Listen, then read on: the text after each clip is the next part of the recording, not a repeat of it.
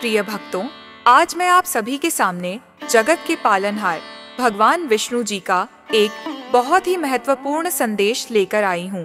यह संसार कर्म और संघर्षों से भरा हुआ है। हर कोई अपने जीवन में सुख, शांति और समृद्धि की कामना करता है, लेकिन अक्सर बाधाएं हमारे मार्ग को रोक देती हैं। इन सभी बाधाओं से मुक्ति पाने, जीवन में हर प्रकार की सफलता और धन पाने का एक दिव्य मार्ग है। यह मार्ग है भगवान श्री विष्णु का पवित्र मंत्र। यह मंत्र अत्यंत शक्तिशाली है।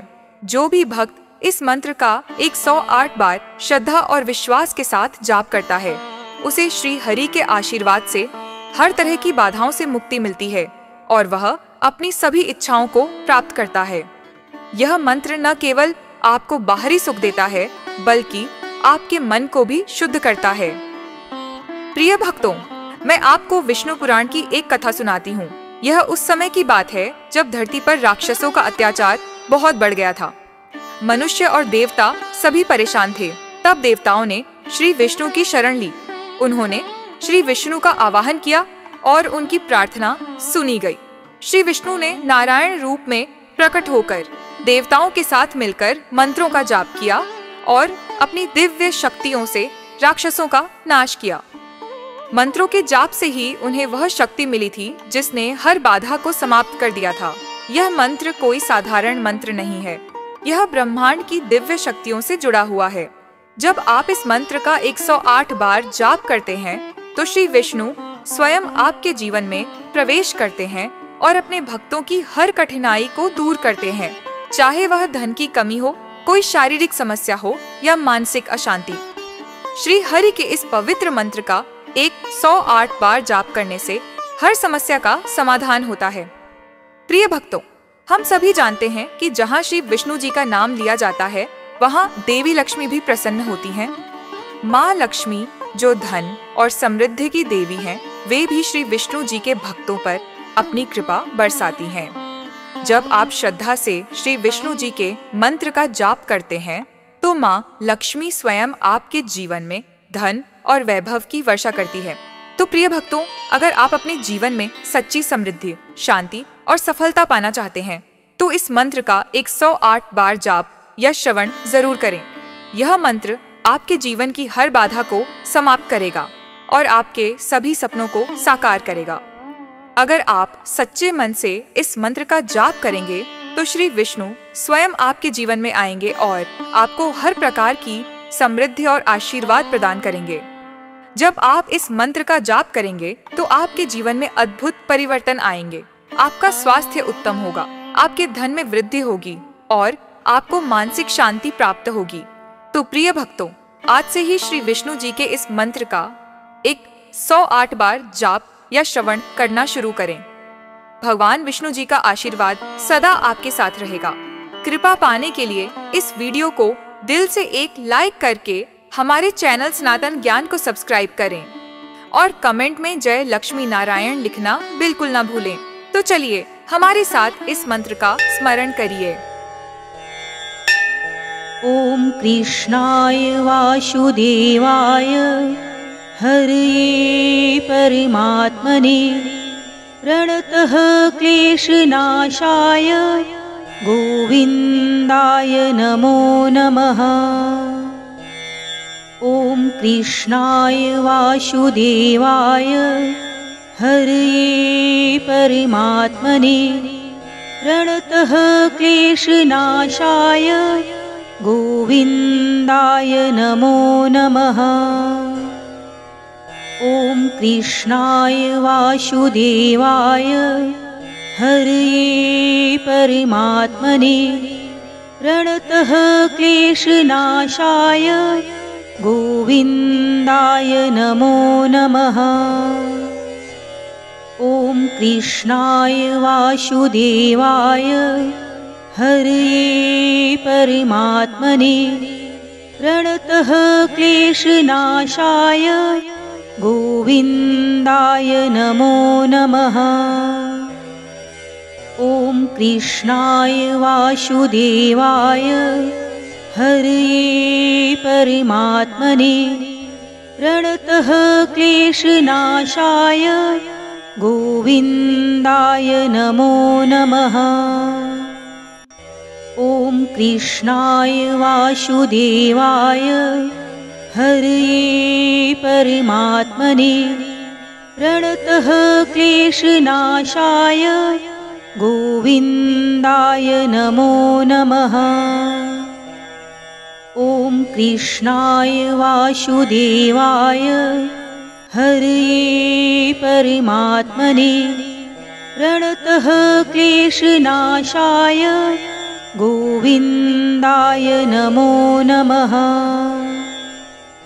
ॐ कृष्णाय वासुदेवाय हरये परमात्मने प्रणतः क्लेशनाशाय गोविन्दाय नमो नमः।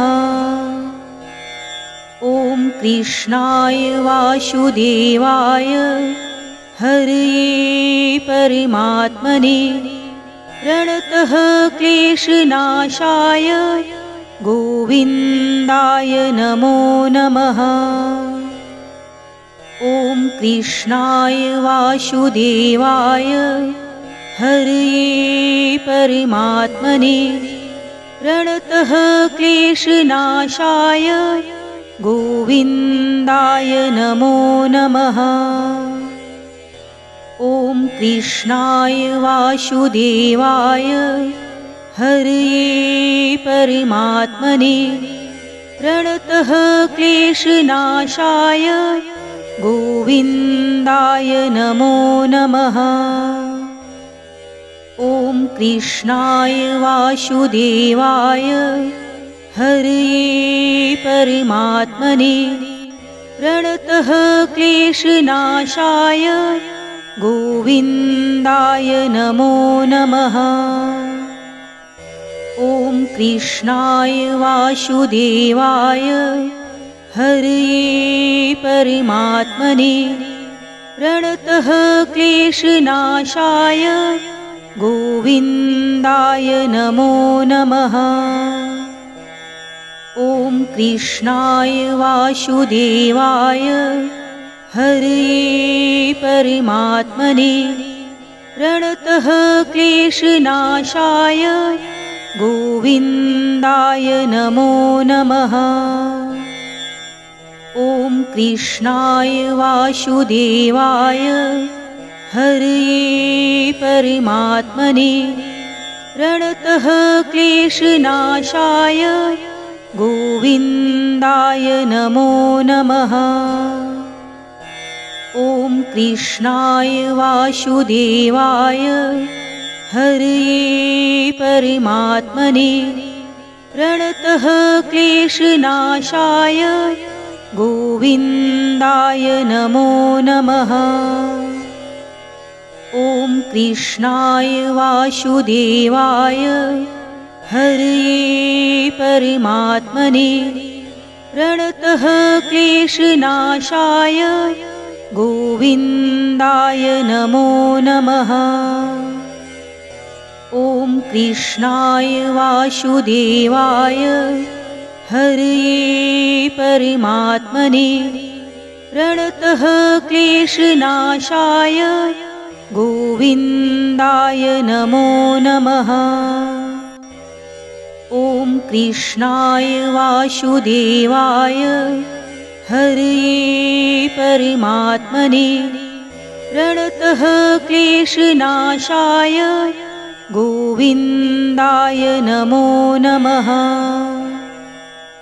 ॐ कृष्णाय वासुदेवाय हरये परमात्मने प्रणतः क्लेशनाशाय गोविन्दाय नमो नमः। ॐ कृष्णाय वासुदेवाय हरये परमात्मने प्रणतः क्लेशनाशाय गोविन्दाय नमो नमः। ॐ कृष्णाय वासुदेवाय हरये परमात्मने प्रणतः क्लेशनाशाय गोविन्दाय नमो नमः। ॐ कृष्णाय वासुदेवाय हरये परमात्मने प्रणतः क्लेशनाशाय गोविन्दाय नमो नमः। ॐ कृष्णाय वासुदेवाय हरये परमात्मने प्रणतः क्लेशनाशाय गोविन्दाय नमो नमः। ॐ कृष्णाय वासुदेवाय हरये परमात्मने प्रणतः क्लेशनाशाय गोविन्दाय नमो नमः। ॐ कृष्णाय वासुदेवाय हरये परमात्मने प्रणतः क्लेशनाशाय गोविन्दाय नमो नमः। ॐ कृष्णाय वासुदेवाय हरये परमात्मने प्रणतः क्लेशनाशाय गोविन्दाय नमो नमः। ॐ कृष्णाय वासुदेवाय हरये परमात्मने प्रणतः क्लेशनाशाय गोविन्दाय नमो नमः। ॐ कृष्णाय वासुदेवाय हरये परमात्मने प्रणतः क्लेशनाशाय गोविन्दाय नमो नमः। ॐ कृष्णाय वासुदेवाय हरये परमात्मने प्रणतः क्लेशनाशाय गोविन्दाय नमो नमः। ॐ कृष्णाय वासुदेवाय हरये परमात्मने प्रणतः क्लेशनाशाय गोविन्दाय नमो नमः। ॐ कृष्णाय वासुदेवाय हरये परमात्मने प्रणतः क्लेशनाशाय गोविन्दाय नमो नमः। ॐ कृष्णाय वासुदेवाय हरये परमात्मने प्रणतः क्लेशनाशाय गोविन्दाय नमो नमः। ॐ कृष्णाय वासुदेवाय हरये परमात्मने प्रणतः क्लेशनाशाय गोविन्दाय नमो नमः। ॐ कृष्णाय वासुदेवाय हरये परमात्मने प्रणतः क्लेशनाशाय गोविन्दाय नमो नमः। ॐ कृष्णाय वासुदेवाय हरये परमात्मने प्रणतः क्लेशनाशाय गोविन्दाय नमो नमः।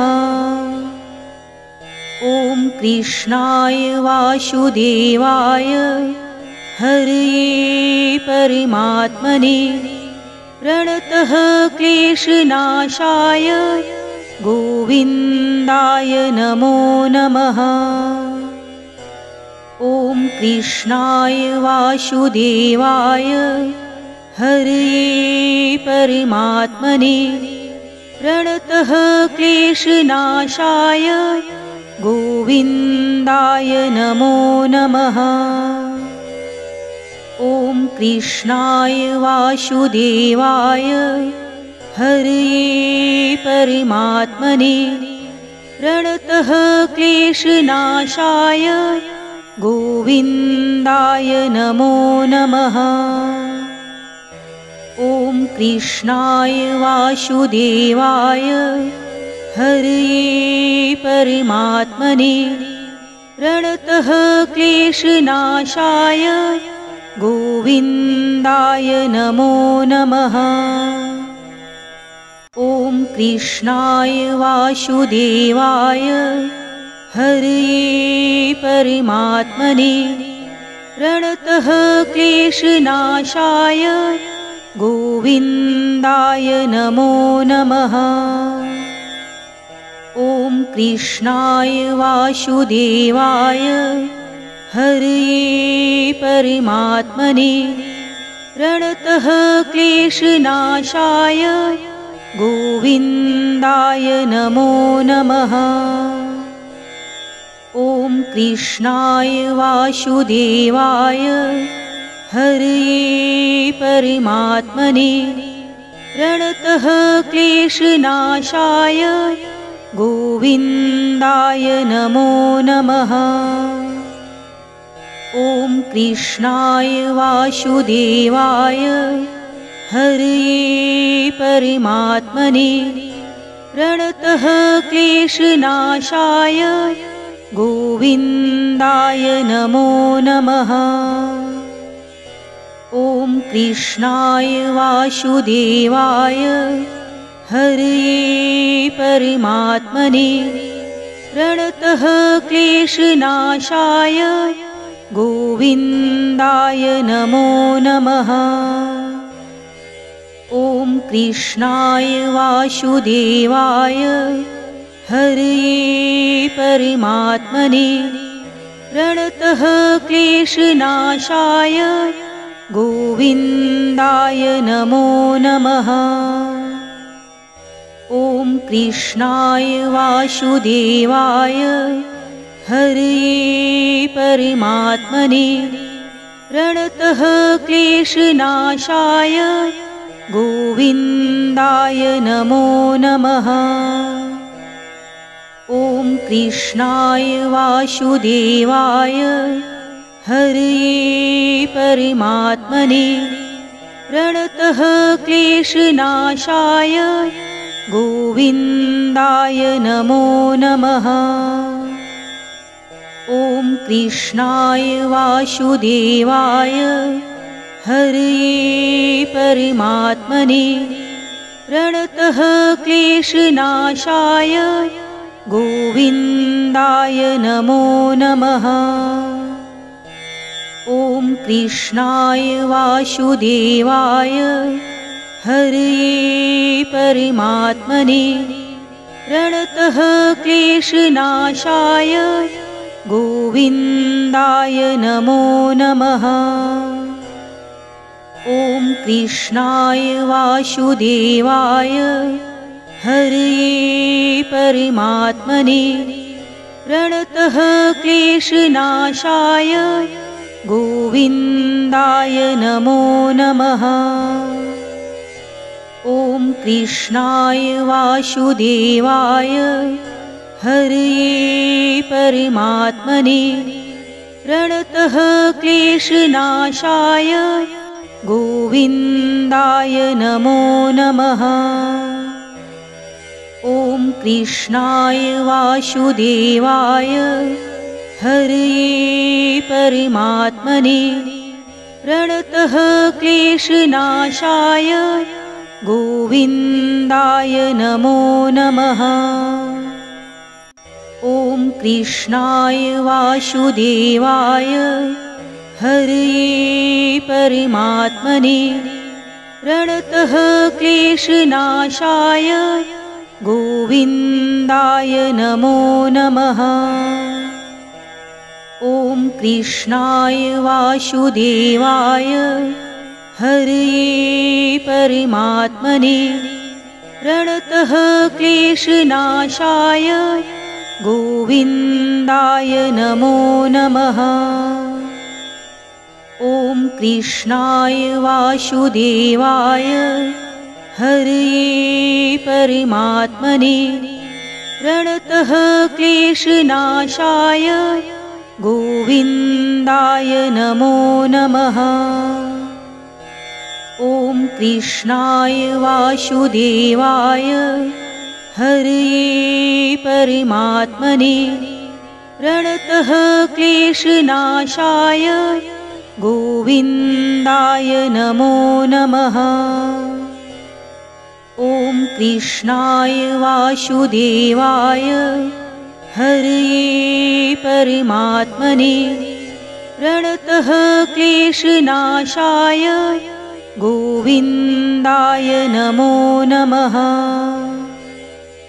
ॐ कृष्णाय वासुदेवाय हरये परमात्मने प्रणतः क्लेशनाशाय गोविन्दाय नमो नमः। ॐ कृष्णाय वासुदेवाय हरये परमात्मने प्रणतः क्लेशनाशाय गोविन्दाय नमो नमः।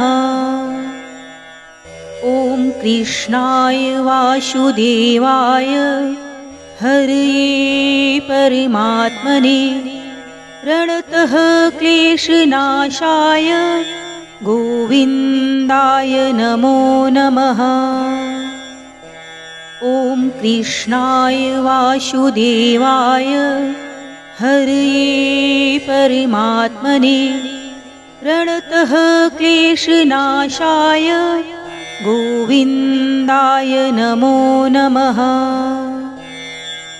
ॐ कृष्णाय वासुदेवाय हरये परमात्मने प्रणतः क्लेशनाशाय गोविन्दाय नमो नमः।